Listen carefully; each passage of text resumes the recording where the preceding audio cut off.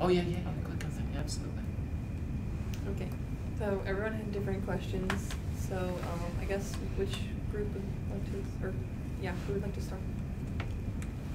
Okay, so Pierce and I had the question of marriage from the followers of Muhammad, and what if one spouse is a non-believer, and will these relationships continue in some future existence? So there weren't really any quotes that touch on this in the selections from Life of Muhammad that I found, at least, but there were a couple important ones in the different surahs. So one that I point out is in Surah 36, verses 55 through 57, and it says, "The people of paradise today are happily occupied, they and their spouses seated on couches in the shade. There they have fruit and whatever they ask for." So paradise is kind of like the heaven of Islam, in the, like how it reads in the Quran. And so when it says they and their spouses, like in paradise, that kind of supports that, like, the relationships of like marriage continue on into the afterlife. And another just like little quote is in Surah 17, verse 32. It just says, "And do not go anywhere near adultery, it is an outrage and an evil path." So that's like a similar view from what we saw like in Christianity about like not committing adultery, and just kind of like set some rules for marriage. Yeah, so like Demi said, there wasn't just like a whole lot of evidence, but my previous exposure to the Quran, if I remember correctly, there are some surahs that we weren't assigned that do deal a little bit more directly with marriage. So if we get to those, then we'll have They're coming. Okay, then we'll have more information Yep. coming soon. But Surah 18, verse 28 says, "Content yourself with those who pray to their Lord morning and evening, seeking His approval, and do not let your eyes turn away from them out of desire for the attractions of this worldly life. Do not yield to those whose hearts we have made heedless of our Quran, those who follow their own low desires, those whose ways are unbridled." So that kind of answers the question of what if one's spouse is a non-believer? Like, I think my interpretation of this is that that shouldn't be the case. That you should only, or like a practitioner of Islam, a Muslim, should only concern themselves with other Muslims, people who have, accepted the revelations of Muhammad and things like that. So I guess as of right now, that's kind of a moot question, because ideally your spouse is practicing this religion as well. And I think we saw this in Christianity as well a little bit. I can't remember exactly where, but the part about like Allah has hardened some people's hearts against the Quran, I think we saw maybe in some of Paul's letters, maybe that Yahweh had hardened some people's hearts against the message of Jesus. So kind of already this idea that you can spread the word, but there might just be some people who aren't going to accept it, and there's nothing you can particularly change about it. So that was an interesting connection. Can I just add, Dallas, one thing on this? We're going to see that this is going to evolve, the notion of marriage. But one of the important things, first of all, I want you to be aware of the fact that I want you to be attuned to the ritualistic aspects of Islam, right, and their significance,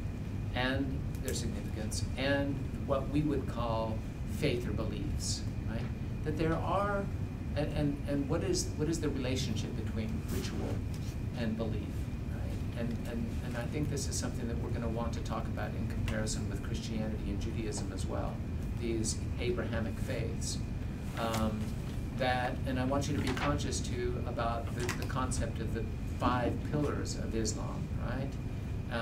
Because one of the things that Islam does to a certain extent, and I know that this might not be an entirely accurate characterization, but in many respects, from my perspective anyway, Islam has streamlined the religious and the ritual aspects of the religion in a way that I think in many respects is very compelling as far as a system to create a sense of identity and unity among its believers. In other words, it really, these 5 pillars are pretty straightforward, right? And it makes it possible for a person to follow and to observe the ritual aspects of Islam in ways that are to a certain extent can be, in some respects, disconnected from some other aspects of the theological construct or system of the religion. In some respects, I mean, there are a basic thing, the affirmation of faith in Islam and Allah. That is a theological, that is an article of faith. But beyond that, it's really behaviors associated with and rituals. So be looking for these 5 pillars, right? And their evolution and how they have to make certain adaptations depending upon the historical and cultural context. And we're going to see one of the sort of basic tenets of Islam that derives from Muhammad's, this is of course my interpretation, that derives from Muhammad's experience is the notion that it is inappropriate to compel or to force anyone to believe anything. And that's going to have that will play a significant role in the question of marriage. Not going to spoil it with things that are going to come in, but we're going to see some really interesting variations on that. Okay. Next. Hi. So Dallas, Parker R, and I had the question, who is Allah? What is Allah's relationship to the God of Abraham, Isaac, and Jacob, i.e. Yahweh, the God of the Israelites? Does Muhammad's vision of Allah differ from those we have explored from Israelite and Christian sources? So I sort of looked at this, comparing it to the Christian understanding of God's relationship to Jesus as his son and then the Holy Spirit. So like looking at that Trinity, even though I understand the Trinity was sort of arbitrarily made concept at the Council of Nicaea, but still looking at Christian texts because Jesus and the Holy Spirit are talked about extensively. So I noted in Life of Muhammad a quote, I guess page 137, in, I don't know what section, but it says, to warn those who say God has taken a son, he means the Quraysh. When they say we worship angels who are the daughters of Allah, they have no knowledge about it, nor had their forefathers, who take hardly your leaving them and shaming their religion. Dreadful is the word that proceeded from their mouth. They say nothing but a lie, and it may that thou wilt destroy thyself. So it's made very clear here that God, or Allah, has no children, meaning that compared to the Christian God who say that Jesus is the Son of Christ, or Christ is the Son of God, is not, Jesus is not held to the same position as he is in the Christian faith. And that's further supported in the Life of Muhammad when they say, then he mentions Jesus, son of Mary, and says he was nothing but a slave to whom we showed favor and made him an example to the children of Israel. So Allah's relationship to Jesus is kind of just a basic prophet relationship. Jesus is in no way divine, like he is described in the Bible. And then I was also interested in this concept of the Spirit, which is talked more about in the Quran. So this is Surah 17. It says, Prophet, they ask you about the Spirit. Say, the Spirit is part of my Lord's domain. You've only been given a little knowledge. And then it later says, also in Surah 17, it is a recitation, the Quran they're talking about, that we have revealed in parts so that you can recite it to people at intervals. We have sent it down little by little. So comparing that sort of language of little by little leads me to make a connection that perhaps the Spirit is the recitation, as in they're sending down the word of Allah little by little, which is comparable to the Holy Spirit, where the language suggests that the Holy Spirit is something that's given to the followers. So in Acts 15, verse 8, and God, who knows the human heart, testified to them by giving them the Holy Spirit, just as he did to us, and in cleansing their hearts by faith, he has made no distinction between them and us. So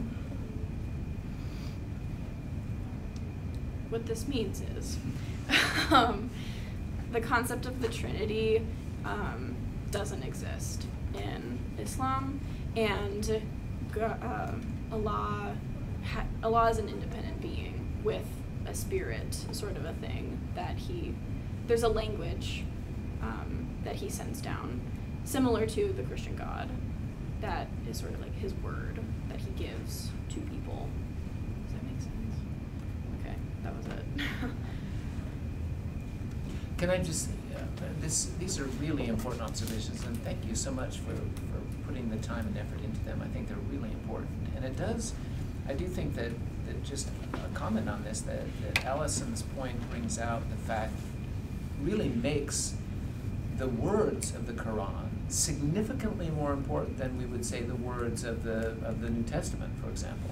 I mean, that there is a force in these words that I think represents a fairly substantive difference between these religious traditions, and a little bit closer to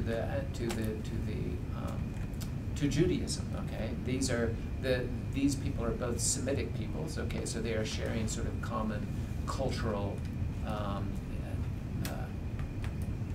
heritage, if you will. And so the notion that when Moses meets Yahweh, okay, that Yahweh is a word that has a certain force about it, okay, that the Torah, it has some of this sort of sense of that we see in it. And so when we're talking about, I mean, I think this is a really interesting observation about the power of that language, and the role that it plays is something it almost is a conveyor of this kind of divine power or influence. Thank you. I think We're out of time. We can continue this afternoon. So we're gonna, I think.